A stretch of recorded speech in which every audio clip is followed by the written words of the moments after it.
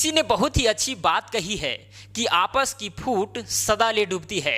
इस पर ही आधारित मैं आपको आज एक कहानी सुनाने जा रहा हूं, जिस कहानी से आपको ये सीख मिलने वाली है कि आपस की फूट बहुत ही बेकार है। तो चलिए कहानी शुरू करते हैं। प्राचीन समय की बात है, एक पक्षी रहा करता था। उसके शरीर एक ही था, लेकिन सिर दो थे। उसका नाम था भारुंड। सिर दो होने के चलते उसका दिमाग भी दो था। आपको पता ही होगा कि हर जीव का सारा काम दिमाग के द्वारा कंट्रोल होता है। दो सिर होने के चलते उस भारुंड पक्षी के पास दो दिमाग था। लेकिन समस्या ये थी कि उस भारुंड पक्षी के दोनों सिरों में बिल्कुल भी तालमेल नहीं था। दोनों एक दूसरे से बैर रखते थे। एक सिर कहता कि मैं पूरब चलूंगा, तो दूसरा सिर कहता कि नहीं, मैं पश्चिम चलूंगा। इस प्रकार वह पक्षी भारुंड न पूरब जा पाता था और न पश्चिम जा पाता था, क्योंकि एक कदम पूरब चलता तो इधर एक कदम पश्चिम की ओर चलना पड़ता। इस तरह से वह बहुत ही परेशान था। जरा सा भी तालमेल वो दोनों सिरों में नहीं था। शरीर एक होने के बावजूद भी आप सोच सकते हैं। एक दिन वह भारुंड नदी के तट पर अपनी भोजन की तलाश में भटक रहा था। पहला सिर की नजर एक नीचे गिरे हुए फल पर पड़ गई। पहला सिर अपनी चोंच मारकर उस फल को चखा। बोला, वाह क्या टेस्टी है, क्या स्वादिष्ट है।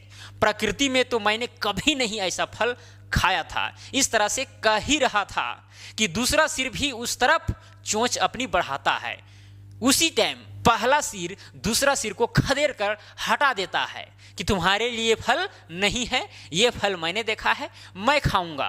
तो दूसरा सिर कहता है कि भाई हम लोग का शरीर तो एक ही है, पेट भी एक ही है, हम लोग जो भी खाएंगे वो एक ही पेट में जाएगा, जो तेरा पेट में जाएगा वो मेरा पेट में जाएगा, इससे क्या फर्क पड़ता है, बांट के खाएंगे तो बहुत ही अच्छा रहेगा। तो पहला सिर बोलता है, जिन्होंने फल देखा था, कि ठीक है, हम लोग का पेट तो एक ही है, तो मैं खाऊं चाहे तुम खाओ, उससे क्या फर्क पड़ता। तो इसलिए मैं खा रहा हूं, पेट में तो जाएगा ही जाएगा, और पेट में जो भी जाएगा वो तेरे लिए भी काम देगा। लेकिन फिर दूसरा सिर कहता है कि नहीं, हमें फल को बांट कर खाना चाहिए, किसी भी भोजन को बांट कर खाना चाहिए, क्योंकि जीभ का स्वादिष्ट ही कुछ अलग चीज है। खाने का असली मजा तो मुंह में मिलता है। तो पहला सिर कहता है, जिन्होंने फल देखा था, कि मैं तेरा मुंह और स्वादिष्ट के विषय में उतना ठेका लेकर नहीं रखा है, मैं वो सब नहीं जानता हूं, मैं खाऊंगा, जो डकार निकलेगी वो तेरे मुंह से भी निकलेगी और मेरे मुंह से भी निकलेगी, उससे ही तुम संतुष्ट हो जाना, नहीं तो फिर कोई फायदा मेरे पास बहस करने से नहीं है। इस तरह से पहला सिर कह रहा था। और फिर इस तरह से कहकर पहला सिर जरा सा भी उस फल को दूसरा सिर को खाने के लिए नहीं दिया। एकदम चटका चटका कर खा रहा था कि वाह क्या टेस्टी है, क्या मजेदार है, इस तरह कहकर खा रहा था। दूसरा सिर देख देख कर परेशान था, वह व्याकुल हो गया था कि इसने मुझे खाने के लिए क्यों नहीं दिया। वह बदला लेने के लिए मन में ठान लिया। वह ऐसा ही तलाश में था कि उसे भी इसी तरह का कोई फल मिल जाए और उस दिन पहला सिर को मैं सबक सिखा दूं। वह समय आ ही जाता है। एक दिन वह भारुंड पक्षी किसी सड़क के किनारे भटक रहा था। वहीं पर एक जहरीला फल गिरा हुआ रहता है, लेकिन दूसरा सिर को पता नहीं रहता है कि यह जहरीला फल है। उस तरफ अपनी चोंच बढ़ाता ही है कि पहला सिर तुरंत मना करता है कि ये पागल, तुम क्या चीज खाने जा रहे हो, पता है तुमको ये जहरीला फल है, इसे खाओगे तो मर जाओगे, मैं भी मर जाऊंगा, तुम भी मर जाओगे, नहीं खाओ इसको। तो दूसरा सिर कहता है कि तुम्हें उस दिन का बात याद नहीं है, तुमने चटका चटका कर खाया था मुझे दिखा दिखा कर, लेकिन खाने के लिए नहीं दिया। मैं कुछ भी खाऊं तुमको क्या होने वाला है, मेरा मुंह है कि नहीं। इस तरह करके वो दूसरा सिर बोल रहा था कि मैं कुछ भी खाऊं तुमको इससे लेना देना नहीं है, मैं खाऊंगा।